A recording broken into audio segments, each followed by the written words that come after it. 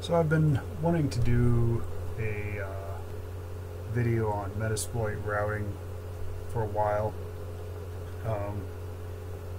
mostly because I've had to relearn it a couple of times, and it's always easier to see something done rather than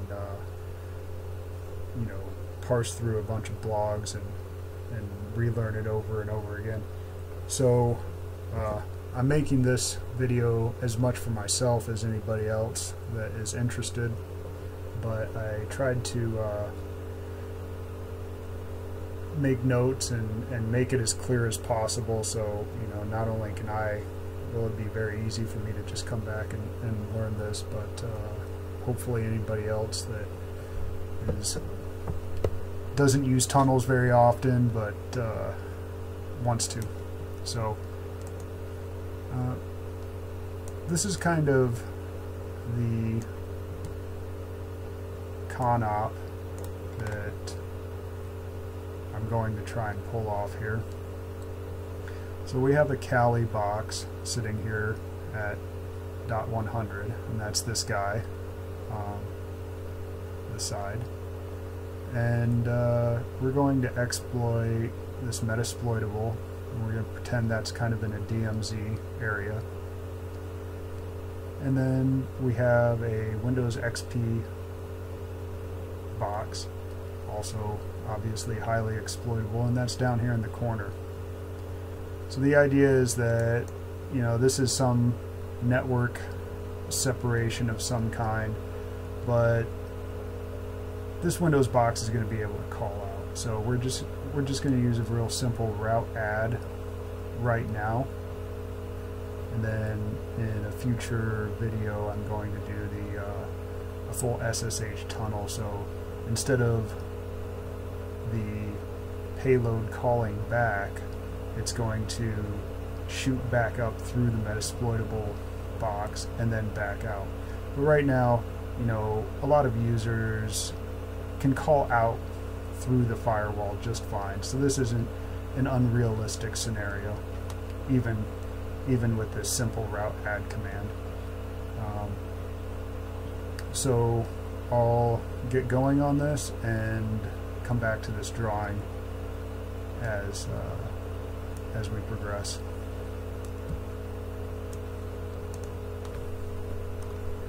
So first off, we're going to exploit the Metasploitable in our pretend DMZ. So we'll go console.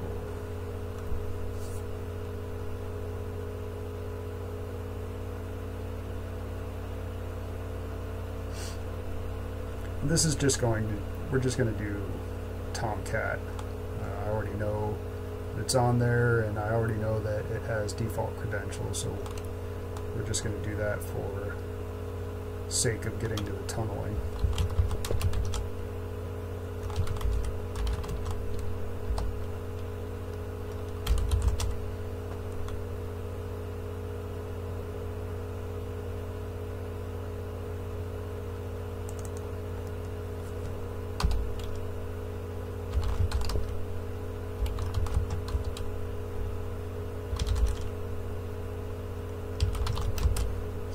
Setting IP address of my Tomcat server there,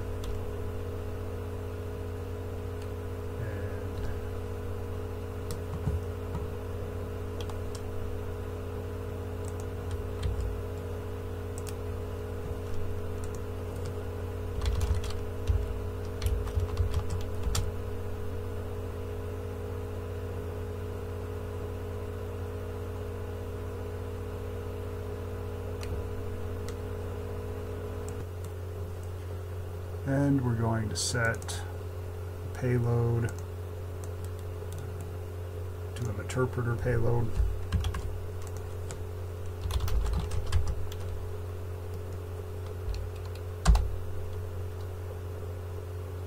And check our settings again.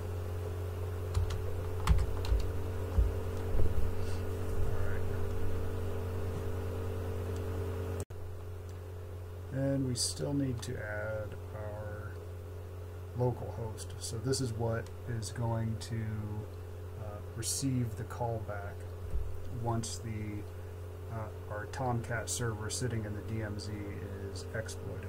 So set lhost, and this is our Kali box here. So we're going to do the 10.1.50. And port 4444 is the standard interpreter port. Let's see. Okay, we're missing username and password.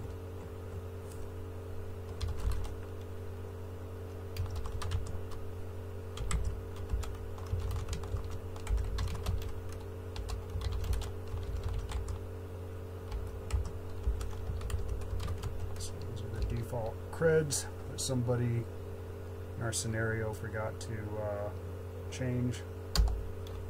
Alright. So I think we should be good to go now. Alright, so let's run it.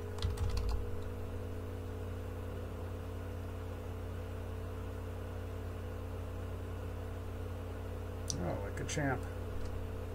Alright, so we have our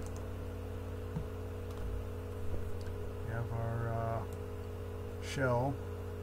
I'm going to go up here. I want to see on our Metasploitable box if we have the actual, if we're seeing the connection there.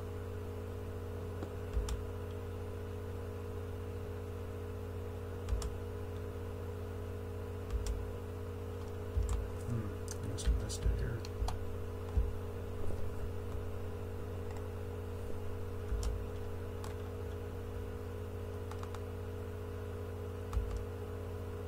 Bingo, here we are. So this is our connection. So this is our high port right here. This is calling back to our Kali box established. Right? So if we look at our conop, we called over, sent the interpreter. We used Tomcat to call back and get the interpreter payload and start the session. And so our session is established. Our Kali box is listening on port 4444, and this some high port chosen by Metasploitable. So the next thing we're going to do is add this route in Kali. And basically, we're just going to say that anything in this domain, or excuse me, this subnet is 25/32, which ends up only being this IP address. You could say, if I'm going to send anything or something to anything in this domain or subnet, you could put a /24 here. So a typical thing might be 10.1.50.0/24. And that way, if you start another exploit and say 10.50.1, you want to exploit that, it's going to route it through this interpreter session, through this Metasploitable box, this session that you've already created, and then to whatever is in that range that you created here. But for this, I only care about this this one box. Actually, this should be 201, right?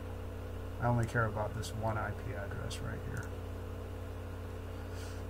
So let's do that and get the next exploit going. It's going to shoot through the session and hit the Windows XP box. Alright, so let's get this route added.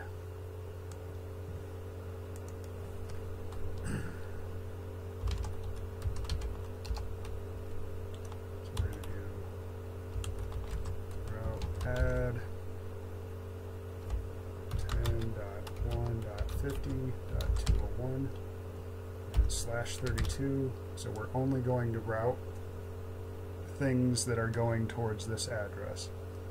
And we're going to route it through session 1. Okay. So now we're going to use the psexec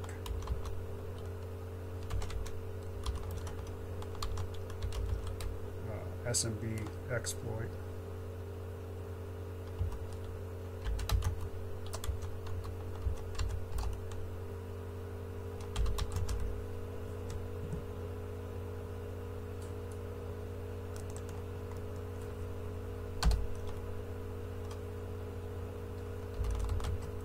Let's see what we need to configure here. So again, in the interest of time, we just have some default creds that we found, or loose, whatever. So we're going to say set SMB pass as password 1. And with a password that simple, let's say we just crack that. Set SMB user. Admin, right? Let's see what payloads we can do.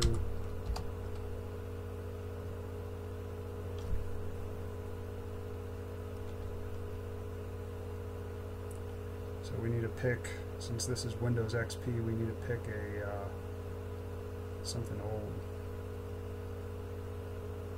x86 for sure, not a 64. So we're going to set payload as, let's see, an interpreter.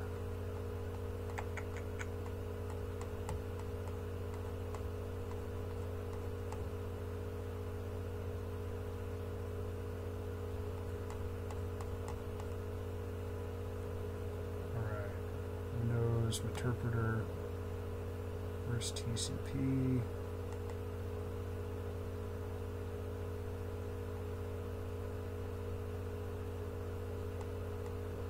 HTTPS. There it is.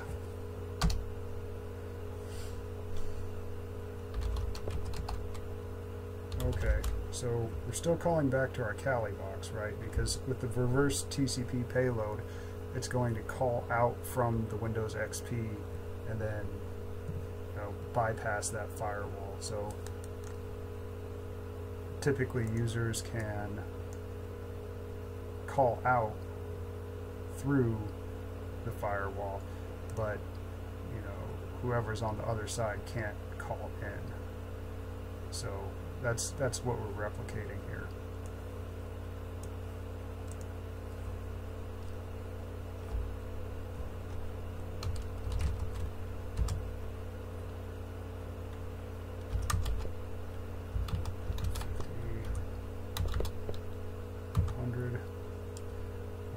And we're already listening on port 4444. Check the options one more time. Admin, password 1. Domain.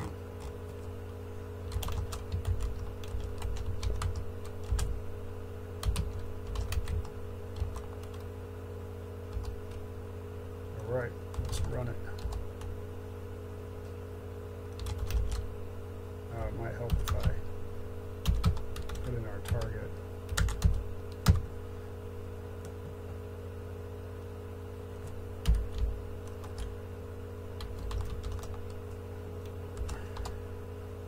Okay.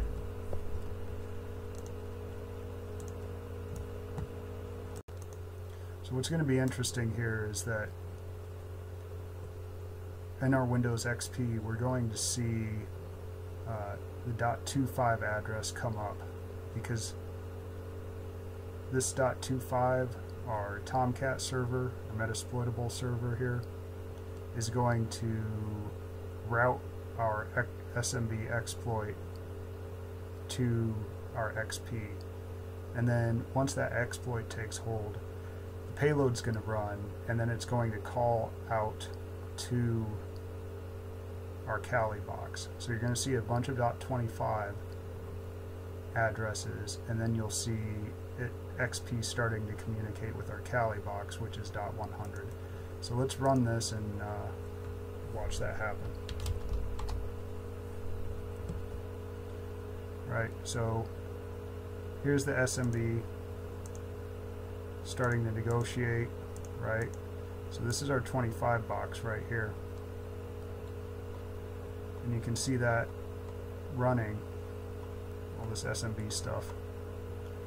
And then once we finally get down here a ways, you're going to see the payload run. So this is our interpreter. Right. This is our handler, and it's going to start negotiating, uploading the interpreter, running interpreter, all that stuff.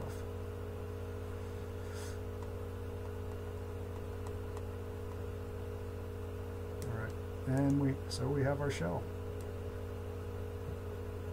So now we can dump some creds. There we go.